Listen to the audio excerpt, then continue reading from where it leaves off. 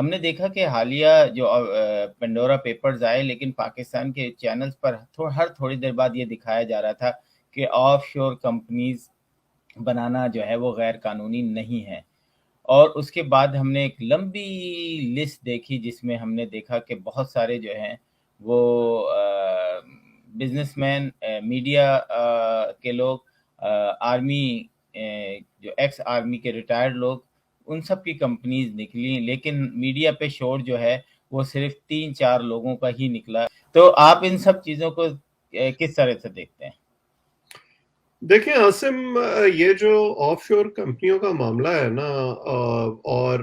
آپ یہ کہہ لیں کہ سیکرٹ ویلتھ کا جو معاملہ ہے، یہ آج کا نہیں ہے، بہت پرانا ہے. اس کو آپ کئی طریقوں سے دیکھ سکتے ہیں. ٹیکنیکلی تو یہ بات صحیح ہے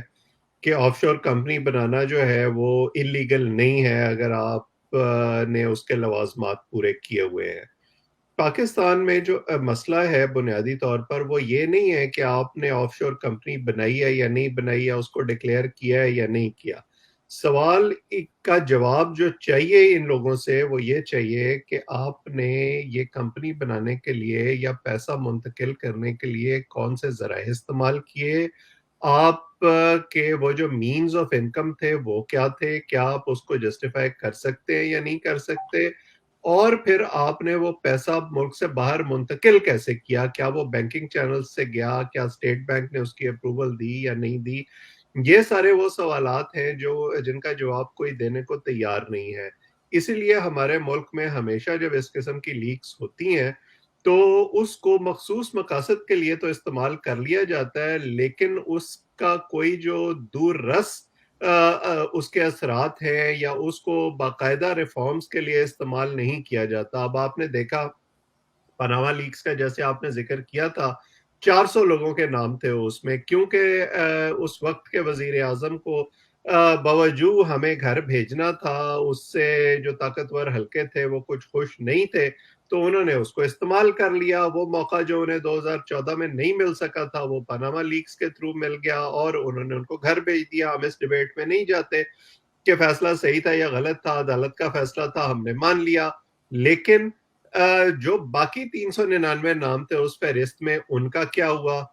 کسی کو یاد نہیں ہے، نہ کوئی نوٹس ہوا، نہ کوئی تحقیقات ہوئی. عمران خان صاحب بھی تمام دعووں کے بعد حکومت میں آ کے اس کو بھول گئے. بیچ میں ایک پیراڈائز لیکس آئی تھی، ان کا نام بھی کسی کو یاد نہیں ہوگا. پھر ایک دبئی لیکس آئی تھی کہ دبئی میں کن پاکستانیوں کی کتنی زیادہ جو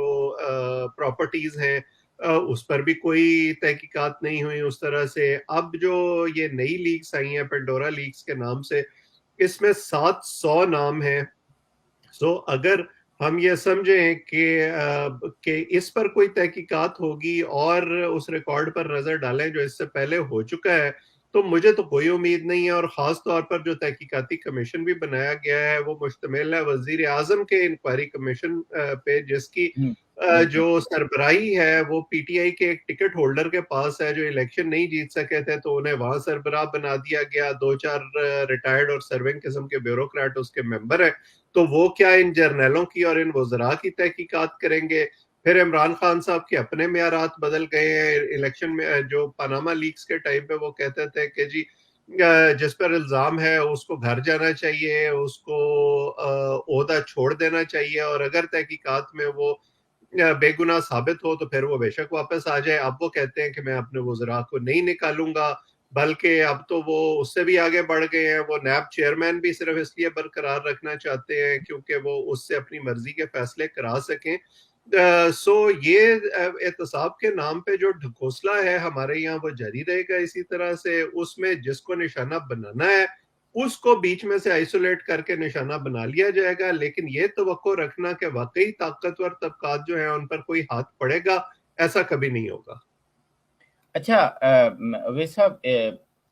اب چلتے ہیں کہ جب انٹرنیشنل این جی اوز جو ہیں وہ کسی ملک میں کام کرتی ہیں، ہم پاکستان کی بات کرتے ہیں کہ جب عمران خان کی حکومت آئی تو ہم نے دیکھا کہ انٹرنیشنل این جی اوز پر بھی جو ہے ایک کارروائی کی گئی اور ہزاروں کے قریب انٹرنیشنل این جی اوز تھیں. ان کو ان کی چیکنگ دوبارہ کی گئی، ان کو لائسنس ایک طرح سے چیک کرنے کے بعد دیا گیا. اور یہ پاکستان کی جو ٹاپ ایجنسیز ہیں ان کے جو ان کی اجازت کے بغیر جو ہے وہ یہ کام نہیں کر سکتے. لیکن ہم نے دیکھا کہ اب جو ہے کہ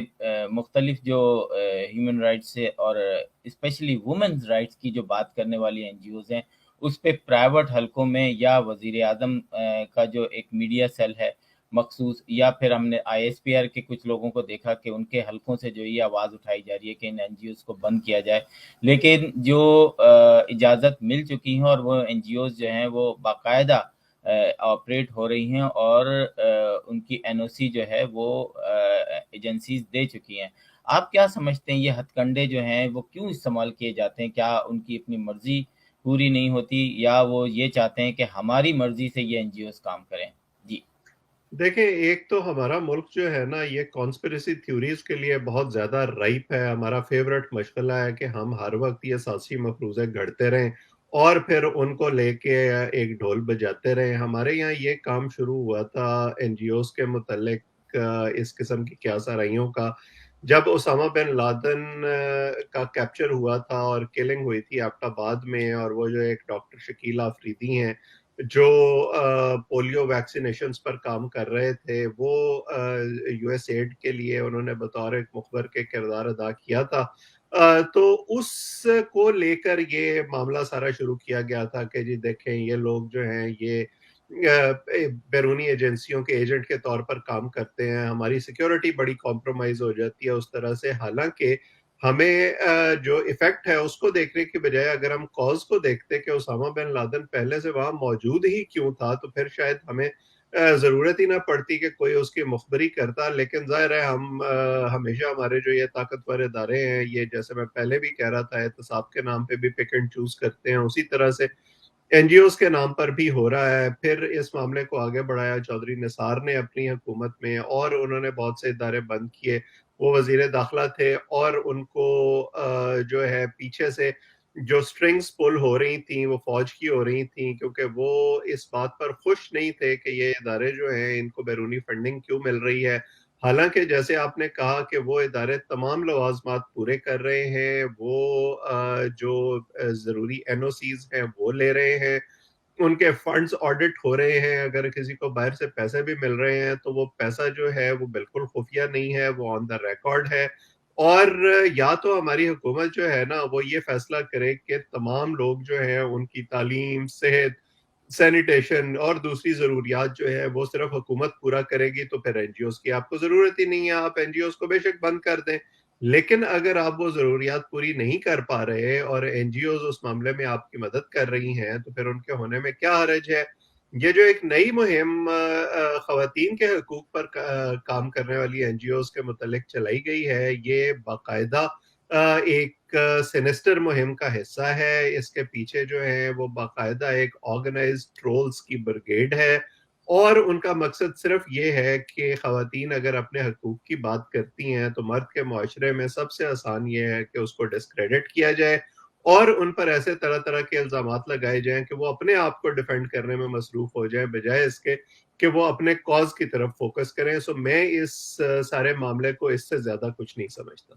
اچھا، اویس سلیم صاحب، نیو یارک کے اندر ایک لا پاس ہوا ہے جو کہ ایک پاکستانی لڑکی ہے نائلہ،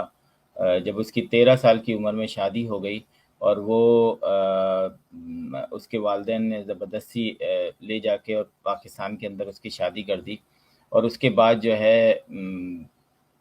ایک طویل عرصہ جو ہے وہاں رہنے کے بعد وہاں پر جو گورنمنٹ تھی اس نے انٹرفیئر کیا، یو ایس کی گورنمنٹ نے، اور اس کو واپس یہاں پر لایا گیا. اس کی کوششوں سے جو ہے کل ایک لا پاس ہوا ہے کہ آپ 18 سال تک کے بچوں کی شادی جو ہے وہ نہیں کر سکتے ان کی مرضی کے بغیر پوچھے، ایون پاکستان لے جا کر بھی. تو یہاں پہ تو ڈفرینٹ اسٹیٹس میں ڈفرینٹ لاز ہیں، لیکن یہ ایک بڑی کامیابی، اور اس لا کا نام بھی میرا نائلہ لا رکھا گیا ہے. تو کیا کہیں گے، پورے ملک دنیا میں جو ہے کم عمر لڑکیوں کی شادی کا ایک مسئلہ تو ہے، لیکن پاکستان کے اندر جو ہے وہ یہ مسئلہ تھوڑا سا ڈفرینٹ بھی ہے، اور ہے اس میں مذہب کی تبدیلی اور شادی کا مسئلہ بھی ایک بہت بڑا ہے، اور ڈومیسٹک وائلنس کا لا جو ہے وہ بھی پاس نہیں ہو رہا. تو کیا کہیں گے کہ پاکستان میں آنے والے وقت میں کیا سینکشنز لگ سکتی ہیں صرف اس وجہ سے کہ وہاں پہ وومنس رائٹ نہیں ہیں یا نہیں دیے جا رہے؟ دیکھیں میں نہیں سمجھتا کہ یہ معاملہ سینکشنز تک اس طرح سے پہنچے گا، اگرچہ اگر آپ کو یاد ہو چند ماہ پہلے یورپین یونین نے وارن ضرور کیا تھا پاکستان کو کہ جو ٹیرف کی چھوٹ دی ہوئی ہے یورپین یونین نے پاکستان کو ٹیکسٹائل میں خاص طور پر، اس کو ریویو کیا جا سکتا ہے اگر پاکستان میں ہیومن رائٹس کی جو عمومی سچویشن ہے وہ بہتر نہ ہوئی، اور اس کے ساتھ پھر جو میڈیا سے متعلق معاملات ہیں وہ بھی آ جاتے ہیں، خواتین کے حقوق کی بھی بات آ جاتی ہے۔ سو ایک معاملہ تو وہ ہے، لیکن کیا امریکہ اس حد تک جائے گا میں نہیں سمجھتا، اگرچہ کسٹمری سٹیٹمنٹس جو ہیں وہ تو دی جاتی رہیں گی۔ پاکستان میں جو بنیادی مسئلہ ہے وہ یہ ہے کہ ہم نے قانون کو اور مذہب کو آپس میں میش میش کر دیا ہے، اور اسلامی نظریاتی کونسل یا جو ہمارے علماء حضرات ہیں وہ بار بار یہ کہتے ہیں کہ ایک لڑکی جو ہے وہ اگر پیوبرٹی کی عمر کو پہنچ جائے تو اس کی شادی بالکل کی جا سکتی ہے۔ دیکھیں بلوغت کی عمر کو پہنچنا جو ہے وہ اس بات کی گارنٹی نہیں ہے کہ وہ لڑکی جو ہے وہ کسی اچھے برے حالات میں اپنے پیروں پر کھڑی ہو سکتی ہے، وہ ذہنی طور پر اتنی میچور ہو گئی ہے کہ وہ اپنے آپ کو اور ایک پورے کنبے کو سنبھال سکتی ہے۔ اور اسی طرح کا ایک قانون جو ہے وہ پچھلے دنوں سندھ میں بھی اگر آپ کو یاد ہو تو پاس کیا گیا ہے، جس میں 18 سال کی عمر سے پہلے بالکل شادی نہیں کی جا سکتی، اور کم عمری کی شادی کو ڈسکریج کرنے کی کوشش ہے۔ تو میں تو اس سمجھتا ہوں کہ یہ بڑی اچھی بات ہے، اس کو دوسرے صوبوں کو بھی اپنانا چاہیے، اور اس حوالے سے جو ایک سٹون ایج میں ہم رہنا چاہتے ہیں اور نئے زمانے کے تقاضوں کو ایکسیپٹ کرنے کو تیار نہیں ہیں، جہاں ہم نے بہت ساری چیزوں میں اور امپرووائز کیا ہے اور اجتہاد کا مظاہرہ کیا ہے اور اس کے حساب سے ایڈجسٹمنٹس اپنے قوانین میں کی ہیں، اس میں بھی کی جانی چاہیے، کیونکہ خواتین کا جو شادی کا مسئلہ ہے اس میں ان کی نہ صرف رضامندی ضروری ہے بلکہ یہ بھی ضروری ہے کہ وہ اپنے آپ کو اور ایک پورے خاندان کو سنبھالنے کے قابل ہوں، اور اس کے لیے ان کا جو ذہنی میچورٹی ہے وہ لیول ہونا اور باقاعدہ ایڈلٹ ہونا بہت ضروری ہے۔ بالکل بہت اچھی بات کی آپ نے، اور میں بھی یہی سمجھتا ہوں کہ دنیا میں جو یہ قانون میرے خیال ہے لاگو ہو جانا چاہیے، جو کہ کئی جگہوں پہ اسپیشلی مسلم کنٹریز میں نہیں ہے کہ 18 سال سے کم عمر کے بچوں کی شادی نہیں کرنی چاہیے۔ لیکن آگے چلتے ہیں، آخری سوال کہ گنڈا پور صاحب جو کہ منسٹر ہیں، ان کا عوام کو ایک مشورہ کہ چینی روٹی کم کھائیں تو میرا خیال ہے کہ حالات اچھے ہو جائیں گے۔ یہ پاکستان کے اندر یہ ہم نے دیکھا کہ ہر تھوڑے عرصے بعد کوئی نہ کوئی اس قسم کا جو ہے مذاق عوام کے ساتھ کیا جاتا ہے، کیا کہیں گے اس پر؟ دیکھیں آپ نے خود ہی کہہ دیا کہ اس کو مذاق کے علاوہ اور کیا کہا جائے۔ میرا خیال ہے کہ اگر چینی اور روٹی کم کھانے کا انہوں نے مشورہ دیا، اگر وہ یہ کہتے کہ قوم بالکل ہی فاقہ کرنا شروع کر دے تو عین ممکن ہے کہ ہمارے ریزروز جو ہیں وہ اوور فلو ہونا شروع ہو جائیں اور ہمارا خزانہ جو ہے وہ اس قابل ہو جائے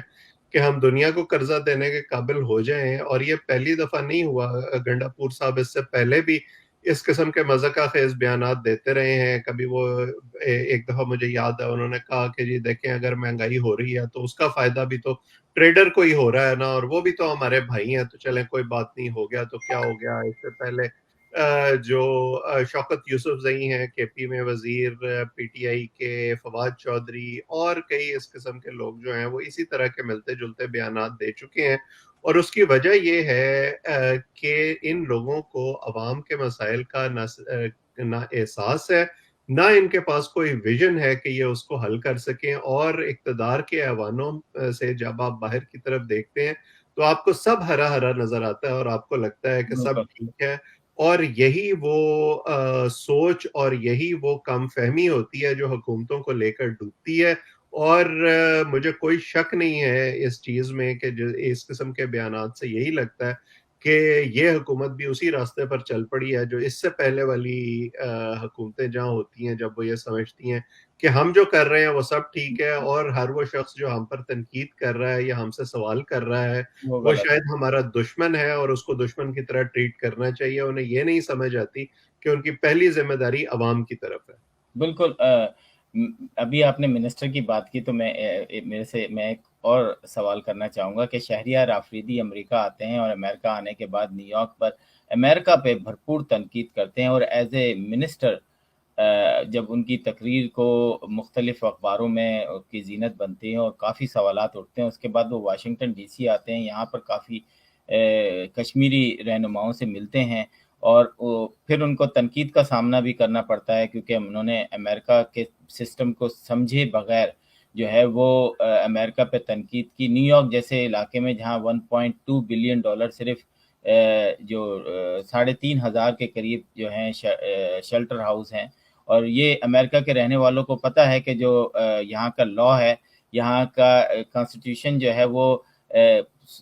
روڈ پہ سوئی ہوئی ایک ہوم لیس عورت ہو یا مرد ہو وہ بھی انجوائے کرتا ہے، اس کو بھی آپ اس کی مرضی کے بغیر وہاں سے نہیں اٹھا سکتے۔ تو یہ سب چیزیں ان کو تنقید کا سامنا کرنا پڑا، لیکن ہمارے ہاں کچھ پاکستانی جو ہیں جرنلسٹ بھی شامل ہیں اس میں، اور شرفا بھی شامل ہیں، انہوں نے کہا کہ کشمیری کوز کو نقصان پہنچایا گیا ہے شہریار آفریدی پہ تنقید کر کے۔ یہ کشمیر کوسٹ اب بچی ہے؟ میرا تو نہیں خیال کہ کوئی کشمیر کوسٹ اب ایگزسٹ کرتی ہے امریکہ کے اندر، صرف یہ پیسہ خرچ کرنے آتے ہیں، گورنمنٹ کا تصویریں کھنچاتے ہیں، اور شہریار آفریدی جیسے لوگ جن کا خیر میں کیا کہوں، میں چاہوں گا آپ اس پہ بس تھوڑا سا اپنا تجزیہ دیں کہ یہ کیا مذاق جوک بنایا ہوا ہے انہوں نے۔ دیکھیں یہاں کلچر ایک ایسا بنا دیا گیا ہے جہاں ہر شخص اپنے آپ کو ایک ایسے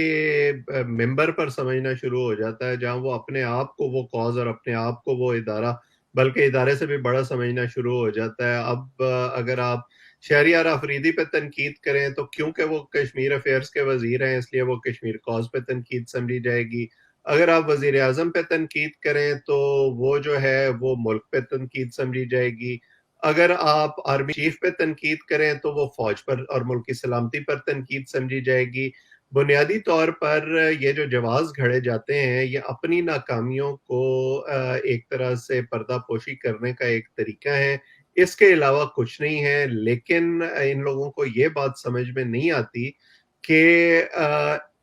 جیسے ان سے پہلے والی حکومتیں ہیں وہ گزر گئیں، وہ تمام لوگ بھی اپنے اپنے وقت میں یہی لوگوں کو بتاتے تھے کہ ہمارے سے بہتر تو کوئی ہے نہیں، ہم جو بات کر رہے ہیں وہ حرف آخر ہے، لیکن ایونچولی پھر وہ اقتدار سے اتر جاتے ہیں اور ان کی جگہ اگلے آنے والے وہی سبق پڑھنا شروع ہو جاتے ہیں۔ اور تاریخ کا سبق یہی ہے کہ تاریخ سے کوئی سبق نہیں سیکھتا اور سب وہی غلطیاں دہراتے ہیں۔ سو شہریار آفریدی بھی اس وقت اسی غبار میں ہیں اور اسی وہ جو پنجابی میں کہتے ہیں کہ پباں پار جو ہے وہ اس وقت چل رہے ہیں۔ سو جب تک اقتدار میں ہیں چلتے رہیں گے، اس کے بعد ان کا حال بھی وہی ہوگا جو ان سے پہلے والوں کا ہوا ہے۔